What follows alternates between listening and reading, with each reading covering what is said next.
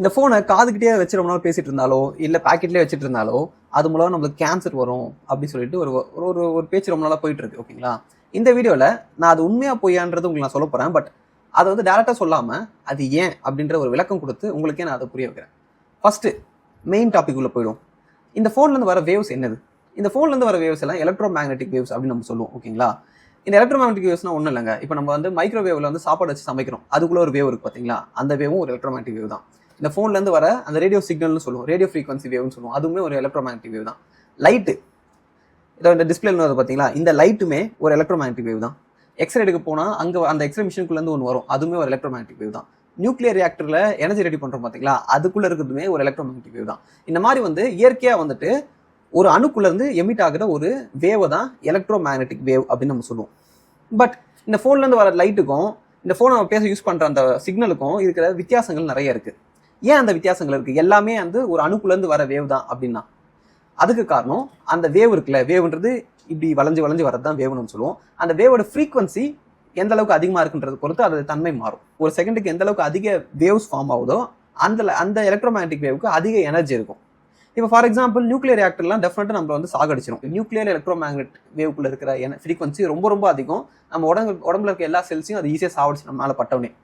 அந்த மாதிரி வேவ்ஸ் எல்லாம் வந்து சயின்டிஸ்ட் வந்து அயோனாய்சிங் வேவ் அப்படின்னு சொல்லுவாங்க. அதாவது நம்ம செல்லை தாங்கக்கூடிய செல்லுக்குன்னு ஒரு தன்மை இருக்கு, அந்த தன்மையை அந்த வேவ் வந்து ஈஸியாக உடச்சி செல்லை சாகடிச்சு நம்ம மனுஷங்களையும் சாகடிக்கும்.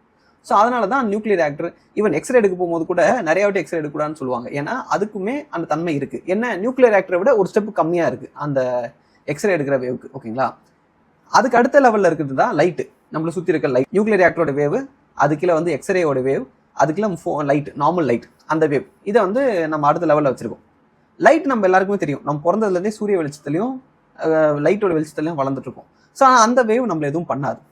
இப்போ இந்த பாயிண்ட் இருக்கு பார்த்தீங்களா, இந்த ஃப்ரீக்வன்சி இருக்கிற லைட், அதாவது நம்ம சுற்றி இருக்க லைட், இந்த லைட்டுக்கு இருக்கிற ஃப்ரீக்வன்சி நம்ம மனுஷங்களால் நம்ம உருவாகும் போதே எவால்வ் ஆகி அதில் தான் பிறந்து வளர்ந்து எவால்வ் ஆகிருக்கும். ஸோ அதனால் அந்த வேவ் வந்து நம்ம உடம்புல இருக்க எந்த செல்லையும் எதுவுமே பண்ணாது. ஸோ அதுதான் லிமிட். ஸோ லைட்டை விட அதிக ஃப்ரீக்வன்சி இருக்கிற எந்த ஒரு எலக்ட்ரோ மேக்னெட்டிக் வேவ் எடுத்தாலுமே அது நம்ம மனுஷன் உடம்பை அஃபெக்ட் பண்ணும். ஆனால் லைட்டில் நம்ம எவால்வ் ஆகி வளர்ந்துருக்கனால லைட்டோட ஃப்ரீக்வன்சி நம்மளை எதுவுமே பண்ணாது. அது நம்மளுக்கு இயற்கையாகவே நம்ம தாங்கக்கூடிய தன்மை நம்ம உடம்புக்கும் நம்ம உடம்புல இருக்க செல்லுக்கும் இருக்குது. இப்போ இந்த மொபைலுக்கு வருவோம். இந்த மொபைலுக்குள்ள இருக்க வேவ், அதாவது ரேடியோ வேவ்னு சொல்லுவோம், அதுவுமே ஒரு எலக்ட்ரோ மேக்னெட்டிக் வேவ் தான். அந்த எலக்ட்ரோ மேக்னெட்டிக் வேவோட ஃப்ரீக்வன்சி எவ்வளோ? லைட்டை விட அதிகமாக இல்லை லைட்டை விட கம்மியான்னு பார்த்தீங்கன்னா இந்த மொபைல்லேருந்து வர இந்த வேவுக்கு தான் இருக்குல்லையே எலக்ட்ரோ மேக்னெட்டிக் வேவ்லேயே ரொம்ப ரொம்ப ரொம்ப கம்மியான ஃப்ரீக்வன்சி இருக்கிற ஒரு வேவ்.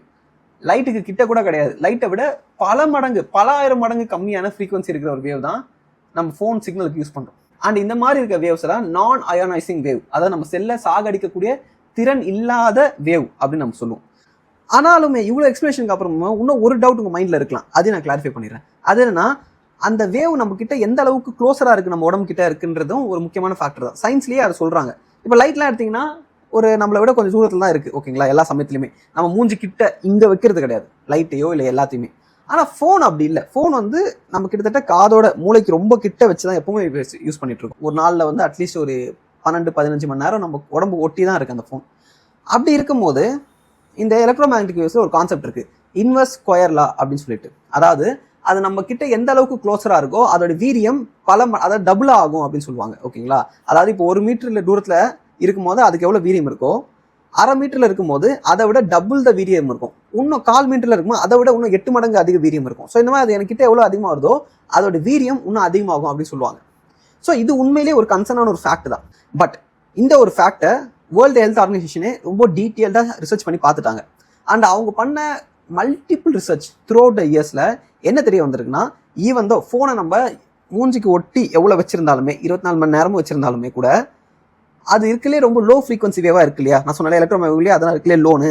ஸோ அதனால் அதோட எனர்ஜி அந்த அளவுக்கு லோவாக இருக்குது. ஸோ அதை நம்ம எத்தனை வாட்டி டபுள் பண்ணாலுமே எவ்வளோ கிட்ட வச்சாலுமே நம்ம ஹியூமன்ஸ் அஃபெக்ட் பண்ணுறதா எந்த ஒரு கிளினிக்கல் ஸ்டடிலையும் அது ப்ரூவன் ஆகலை. இது அஃபிஷியலாக வேர்ல்டு ஹெல்த் ஆர்கனைசேஷனுடைய அனௌன்ஸ்மெண்ட். ஸோ இது போல் நம்மளை சுற்றி இருக்க இன்ட்ரெஸ்டிங்கான விஷயங்கள் இருக்க சயின்ஸ் அண்ட் அதுக்குள்ளே இருக்க ஃபேக்ட்ஸ் தெரிஞ்சுக்க நம்ம ENS சேனலை மறக்காமல் ஃபாலோ பண்ணுங்கள். தேங்க்யூ.